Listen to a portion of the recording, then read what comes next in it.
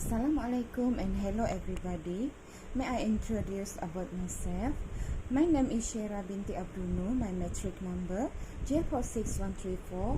I am PGD student at University Putra Malaysia and I'm taking Bachelor in Science Human Resources Development. Today, for my academic presentation subject of BBI 2423, I would like to present about the human resources, which is focused on how to resolve conflict on the workplace. As we know, everyone experiences some kind of conflict in the workplace at some point. According to one study, a single employee spends nearly 3 hours every work week trying to resolve some kind of conflict. Even worse, unresolved conflict can impact employee engagement and have negative implications for company culture. We might experience conflict in the workplace for a variety of reasons, including promotion opportunities, salary disputes, feeling a lack of appreciation, and personal differences. When conflict arises, realize that is not the end of the world and you don't need to get another job. Create some solution and stick to them. Approach the situation maturely and seek to resolve the issue. When the possibility for conflict exists just about everywhere in the workplace and cost of living it unresolved is high, employees need skill to help them successfully resolve conflict in the workplace and move forward. Here are some of skills that can help them do that. The first point is approaching the conflict. It is important to address issues as soon as possible to prevent them from becoming larger issues in the future. If you notice a problem, then address it right away and you can take the initiative. For example, you could hold a meeting to discuss the issue and work together to find a solution. Don't wait for the person to come to you. Be the first one to bring up the problem, no matter what your role is. Sometimes a conflict can arise over a personal failure. Even so, handling failure at work with honesty and integrity can do much to prevent even worse conflicts from emerging. And then, listen to their perspective. When hashing things out with a coworker, don't make it all about you.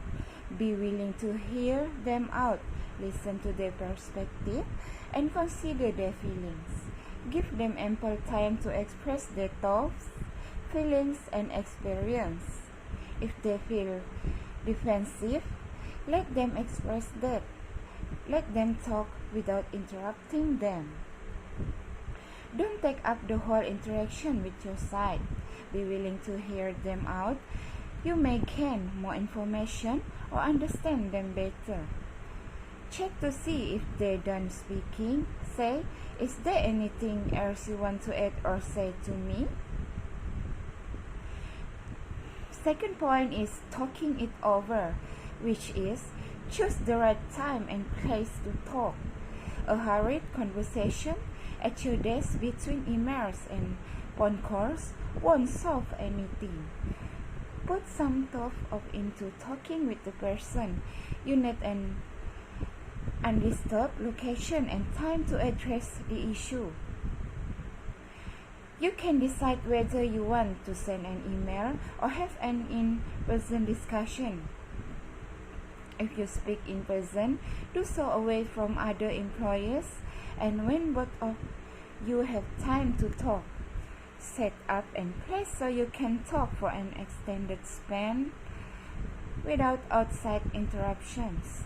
When you do meet, each person should have adequate time to say what he or she believes the other party needs to hear.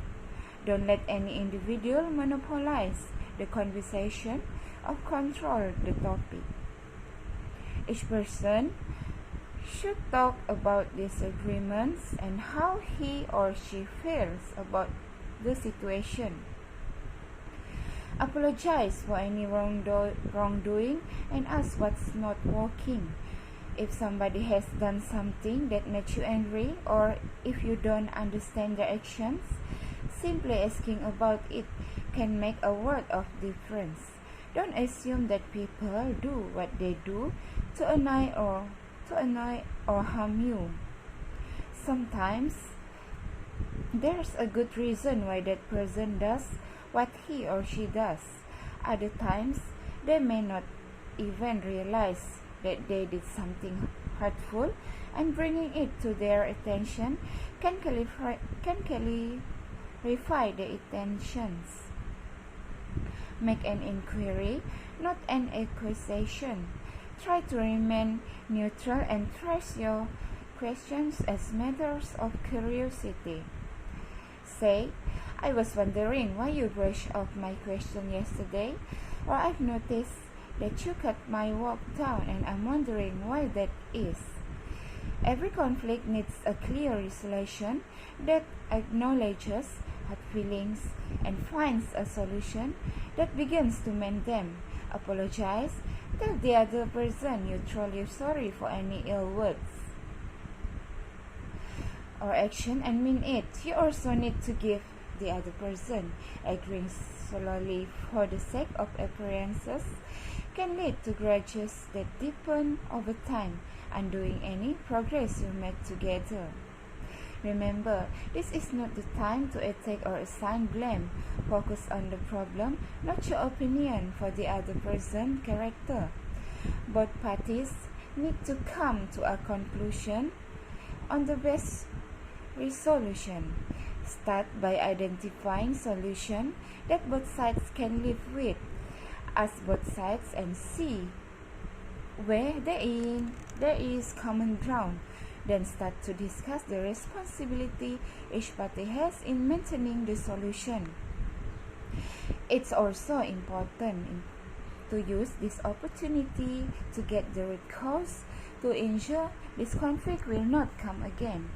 In conclusion, workplace conflict may lead to a serious or negative influence to the organization. Resolve and avoid the conflict in workplace may increase effectiveness for work. Effectively managed work conflict has many positive results for the organization, even our life. Nowadays, workplace makes conflict management more important, also more difficult. Put yourself in their shoes, which is, you will never get to truly understand the motive behind the conflict if you're not able to put yourself in their shoes. When handling conflict, actively listen to both parties. Put yourself in their position to get a true sense of what has motivated the issue. Thank you.